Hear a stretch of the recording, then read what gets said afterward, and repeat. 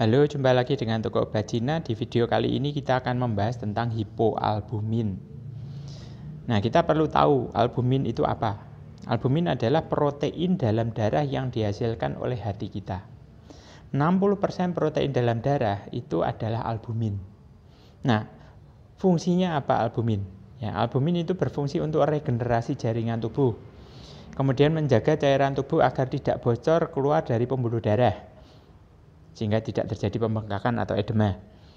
Kemudian menyalurkan beberapa zat ke seluruh tubuh, ya, termasuk hormon, vitamin, mineral, bilirubin, lemak, dan obat-obatan yang kita minum. Kadar albumin normal itu tergantung pada usia seseorang, tapi normalnya di kisaran 3,5 sampai 5,9 mg per desiliter. Nah, kadang-kadang Anda akan menjumpai angka yang berbeda. Mana yang betul? Ya. Yang membedakan adalah satuannya. Ya.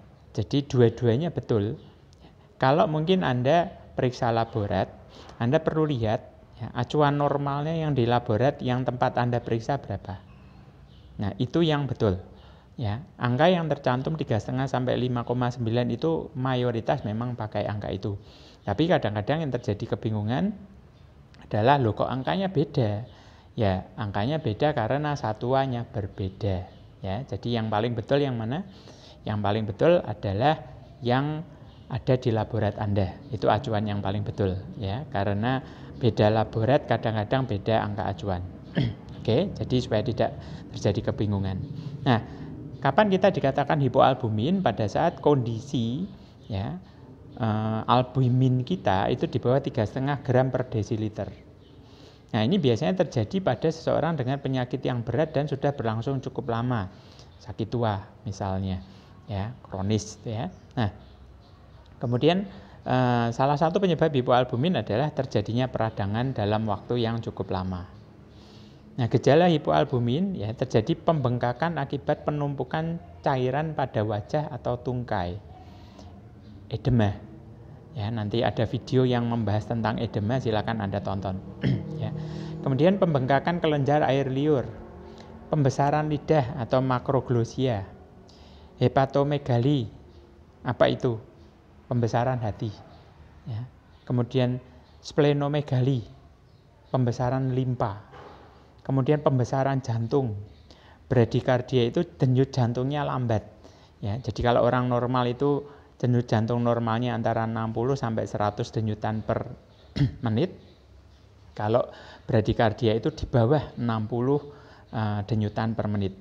Kemudian terjadi gangguan irama jantung, hipotensi atau tekanan darahnya menurun, nafsu makan berkurang, diare, mual dan muntah, ya, kemudian berat badannya turun ya karena nggak nafsu makan, kemudian hilangnya lemak di bawah lapisan kulit, ya, kemudian penurunan jumlah massa otot, kulit menjadi kering dan kasar, kalau ada luka juga susah sembuh. Ya, ini gejala hipoalbumin. Nah, gejala yang lain lambatnya pertumbuhan pada anak, ya karena kurang protein kan, kemudian sakit kuning, ginekomastia, ya ini pembesaran payudara pada pria, kemudian ensefalopati, ya jadi gangguan pada otak, spiderangiomas, jadi berkumpulnya pembuluh darah kecil di permukaan kulit, ya kemudian telapak tangan memerah atau palmar erythema, ya asterixis, ini tremor pada pergelangan tangan, jadi bergetar begitu, ya. Nah, penyebab hipoalbumin umumnya disebabkan adanya peradangan di dalam tubuh. Ya, nah peradangan ini bisa terjadi pasca operasi atau sesudah operasi akibat sepsis. Sepsis itu komplikasi akibat infeksi ya. Nah, bisa juga karena luka bakar. Kemudian akibat tindakan medis lain, jadi seperti contohnya pemasangan ventilator atau alat bantu pernapasan. Kemudian kurangnya asupan protein, kalori dan vitamin. Kemudian juga gangguan penyerapan nutrisi. Nah, ini juga bisa menyebabkan terjadinya hipoalbumin. Penyebab lain, hipertiroid. Jadi produksi hormon tiroid itu berlebihan. Nah, ini efeknya bermacam-macam. Nanti ada video yang menjelaskan tentang hipotiroid Nah, silakan Anda tonton ya. Kemudian sindrom nefrotik, ini gangguan ginjal yang menyebabkan protein bocor melalui urin. Nah, biasanya urinnya itu baunya lebih pesing ya daripada biasanya. Ya, kemudian diabetes ya.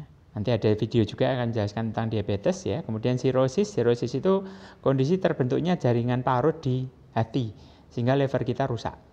Ya. Kemudian lupus atau penyakit autoimun ya. Kemudian gagal jantung. Nah, diagnosa hipoalbumin, kita bisa melakukan tes darah ya untuk ngecek berapa albumin di dalam darah kita ya. Kemudian pemeriksaan rasio albumin kreatin. Nah, ini untuk mengukur kadar albumin yang bocor melalui urin pasien. Ya. Kemudian tes pencitraan ya untuk mendeteksi kemungkinan terjadinya sirosis atau gagal jantung ya. Dokter biasanya akan melakukan tes pencitraan seperti USG perut, USG abdomen ya atau ekokardiografi ya. Nah, solusinya hipoalbumin yang paling utama adalah mengobati penyebab utamanya dulu. Ya, jadi kalau ada peradangan ya peradangannya dibereskan, kalau ada masalah dengan ginjalnya dibereskan sambil ya mengkonsumsi makanan yang kaya protein. Contohnya apa? Kacang-kacangan, kemudian putih telur. Nah, yang paling terkenal cepat sekali untuk menaikkan albumin adalah ikan gabus. Ya. Anda bisa beli di pasar, di tim atau dikukus gitu ya. Kemudian Anda makan itu albuminnya tinggi sekali. Ya, susu, produk turunannya juga bisa. Nah, terus Anda juga bisa menggunakan suplementasi untuk membantu meningkatkan penyerapan protein. Ya, jadi kadang-kadang kalau kondisi si pasien ini makan aja sudah susah ya, dikasih ikan gabus kan amis sekali ya baunya. Ya, kadang-kadang mereka juga enggak doyan gitu loh. Nah, ekstrak gabus ada, sari ikan kutuk dalam bentuk cair atau dalam bentuk tablet itu juga ada. Cuman baunya itu yang luar biasa.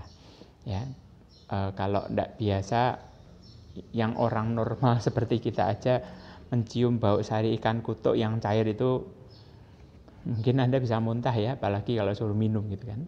Nah, solusi lain makanya kita menggunakan suplementasi. Nah, apa suplemen yang bisa membantu untuk penderita hipoalbumin? Yang pertama spirulina. Karena spirulina ini kandungan nutrisi dan vitaminnya lengkap sekali. Ya, proteinnya juga tinggi untuk membantu meningkatkan HB dan albumin. Ya. Kemudian zinc. Karena zinc ini membantu proses penyerapan nutrisi oleh sistem pencernaan tubuh kita. Ya, jadi dua suplementasi ini membantu untuk meningkatkan albumin. Ya. Nah, jadi untuk Anda yang mau konsultasi, Anda bisa call, bisa WA, chat ya di 081754747671 ya. Ingat, the first wealth is health. Harta yang paling utama adalah kesehatan.